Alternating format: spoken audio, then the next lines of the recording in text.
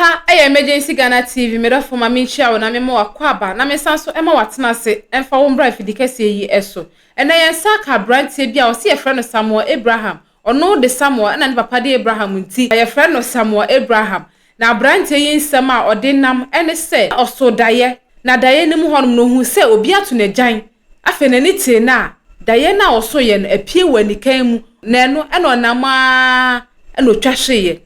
otwahye ya ene ne yade kyese wontumi nante ontumi nya hye wachie ya edusifo so wakoba bia kyese wonya na yaresa na se ne anhyira dwumadie etie no omohye ema nkofo hawo ababedom so adane omkodanda no omohye esiesie ema munya omahoto eno nti odina semi ababedan hwirafo se omommoa no na ono so ne hawie ababeda ne sui ontumi enfiri mu fi onya na yaresa se ne beya obetumi aye adwuma ama ne nsa akona no bi ensem ya branti ede tudwa ne mu ovrempa yenkɔ ne yenkonkotie ne ehu ekwan ye befa so aye nama ye be ya hyeyie ewo abrabo yi mu yenkɔ ne yenkonkotie ne mu nsem a ode tudwa ne ba ya to aye nkomotwetwe ne eso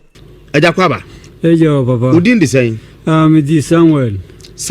Abraham yes sir ada ko Roma na papa ko Roma ko Samuel Abraham de me kra menti bi da papa de Abraham de me di Samuel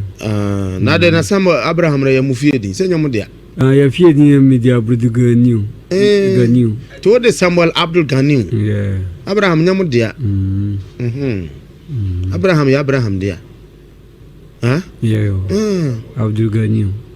Samuel de ya donkodin o papa ne de ama wo why ya ni Abdul Ganiu na ahiai na Abdul yes sir ohuna mane wo se ye dan demi wa Accra mawako ho ba bi obi di makofa na waka ni no mpachai na ho bi okay de ahono me ye adwuma oh za demi ye security okay day and night ni na me wo ho no inte me ye adwuma wo ho na one day bia na me sorry ma wo se me na nyina ya me ya ana me ka kire me wakazi bi me ni ya ina yo post ba ko to bo asichirichiri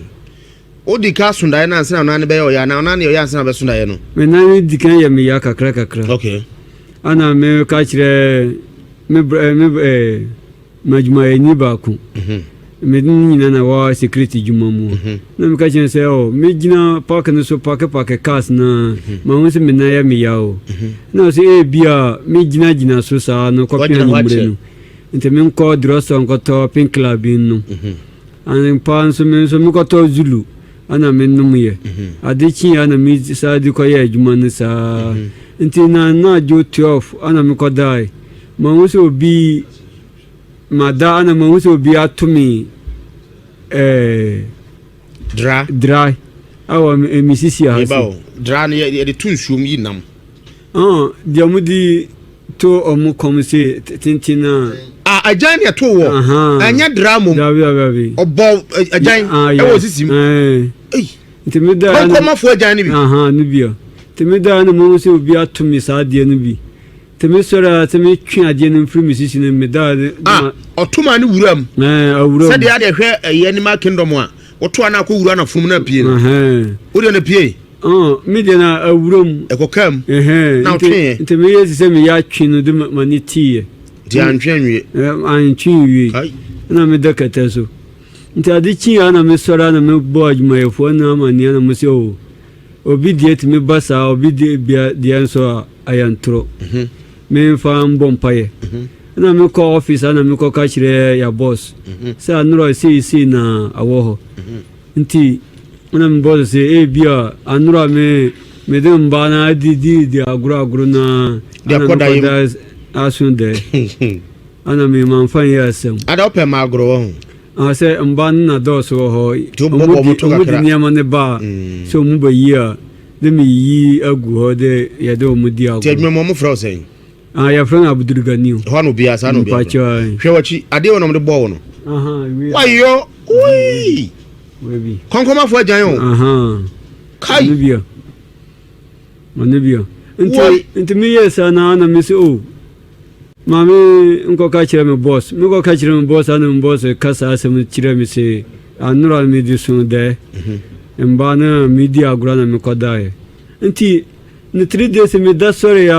ana me da jwala na me ko gina park no so me park cars me hu ya de me twaso ye me twaso o park no so nti ana adwuma ye fo ne ba peja me de tena konjan so se ya me na kabu nti me nwa biu ona no atentene ye wo na mi no nyina kabu me se wo wa se ntimi wasensene yes ale nyina funte se praye nyina na kawa we show anyo aya samu nyina ana me na nyina funfun te se praye aya fia yes ntimi wo wu no me da ho se ni pa fo na pejami ana mama bi ya fena asana ana no se ya fanko nima papa bi o ye bibidro ana edi me ko nima papa nso o ye ya onso jimitaden 7 onso no wantimi enye enwie o ye bo koduru amante o se adwuma na ya dimpa wantimi ana mama bi a kire me water regi ana mo dimitoka na me koi ni nyina na ona ne nwai me na ne nwai hey baya 4 months mantimi in toilet mantimi so ntimi me tuyesu na me ko da water regi ho sa 7 months me ko 2 months now jonso de mantimi jonso mantimi in toilet 4 months and sana me ko water regi na me sorry papa ne ye ya bibiduru na mitimi sorry tina me tuyesu de mantimi nanti timi start nanti ya baya 7 months ni last year December ana adenisiye aba pem this year last month 18 mo ani me fro water regin by timi fro ba anso no de me nan no me nante kakra ka nti se me san nante so kakra ba 30 minutes me nan nyina san hunu me timi se wa nan tane de mo abie ama am de mo abie na bet me nante so kakra ba 30 minutes ana ba na hunu sa no yes kwasare wan twa picture nansa na senka watwa afato so no ye hwene nase no nti de me nan san hunu sa ha nti abusua mo mra Facebook inshira 104.5 papa ne nie watimi anantia ne se kakra wanantia de aka nyina gizo pejano wanantia eni de aka bia gizo pejano oza nana kra ntene papa o ayesi ayebote oza nana ayebote first no so nan tisi na se tisi kra nke mfa security wana ya papa ise yi hwanya ewiase ehu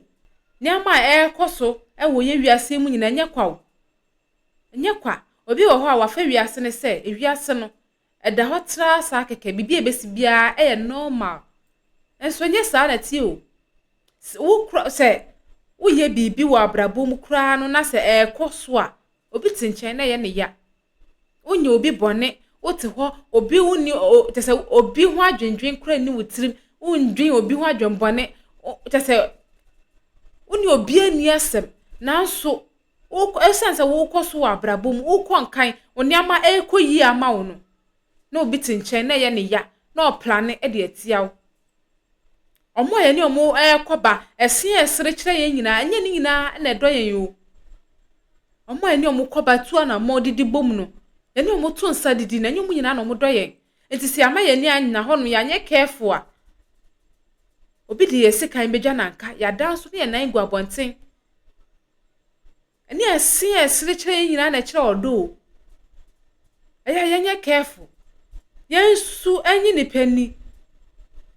obi wo hon mo kan nsem e kire obi tese ohu obia na o kan nsem a kire no na brabo mu nsem na ma ekoyi a na o de akwakosi abonten na o pro na o horo ne ntuma agofi e wa abonten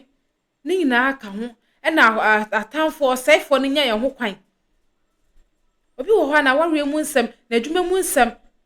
efie nsem na o akwakotena abonten na o pro na tese o horo ni nyina kire nkofo it is obi ani brew nya wo keka no se en eye onu ni nuru sampempenso na ekwa befa so bia obebrew wase no obema wo ba bedi na chi no obefa so na obi ye na adwuma onka obi anti obi ani tese ya plan ya tia no ama sisi ahwe ni situation wo mu adwuma mpo ontumi mpo no wakọ na mpo hwe ne nantie mu kra ontumi mpo no watu ne nan yare na ababeda ne so me nua adofo den na wo ye yɛma mpaebɔ eni yanim abre bia no yɛde die mu yɛfa mpaebɔ enhya asiasa na yɛde ensa ato aduane nim obi wɔ kora wɔ odidi na ɔbɔ mpaeɛ ne nsa da aduane nim wate aduane kura no a yɛbɛkɔ na no ansa na ɔbɔ mpaeɛ asa mpaeɛ ne yɛahyɛ ne sɛ ɔmmɔ yɛma mpaebɔ nyɛ yakode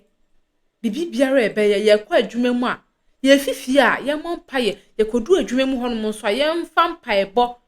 ɛna enhyɛ adwuma n'ase baby bia bɛkɔ bia no yɛ make sure sɛ yɛde mpaebɔ na ebedi yɛnim akɔ unnim nia wɔ prane ɛde atia wɔ ɛna wo bɛfa ne sɛ unyi obia ho adwenbɔne nti obia so nwe ho adwenbɔne ɛnyɛ saa na te sisia this Gen Z world deɛ kyɛ ɛnyɛ saa na ɛkɔ no nti sɛ wanyɛ careful na ɔma wani ana hɔ na ɔma mpaebɔ anyɛ wakode ɔma mpaebɔ ani wanim ɛwɔ wabra bomu wana montuo mu a obɛda na wona egu abɔnten obi ebe plane obi beje won kwa afi nsem obi be mu abrabɔ ayɛ basaa yɛ hwɛ ɔmo ani ɔmo ɛnante yɛ se afutuo wɔ hɔ yɛ sa kyerɛ nipa gye sɛ nsɔhwɛ itabusua fo wɔ futuo na fatu ho fo to afofrɔfo wo ne wo mma ɛmmɔ mpa yɛ fo wo ne obusuafo nyinaa hyɛ ɔbɔ ade ne nsa sɛ wo pia obi pia abɔnten a wo sɔre anɔpa fa mpaebɔ ɛsɔre fo obusua nyinaa hyɛ ɔbɔ ade ne nsa sa wo ɔmo kwei mo pia abɔnten ɔmo mo ho ban na wo yɛ ne sa ne ɔsɛfo na hyehyɛ amene biara watu no ɔno a bɛtɔ na adiem yɛn sɛ mmerɛ de besi ha sei da sɛ ne ɛbɛsan so ne mo ahyia bi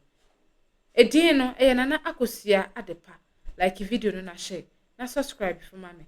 na fe wo comment na fat comment section hono ɛma me aha enso ɛda so emergency Ghana TV da sɛ ne bɛsan so ne mo ahyia bi makram.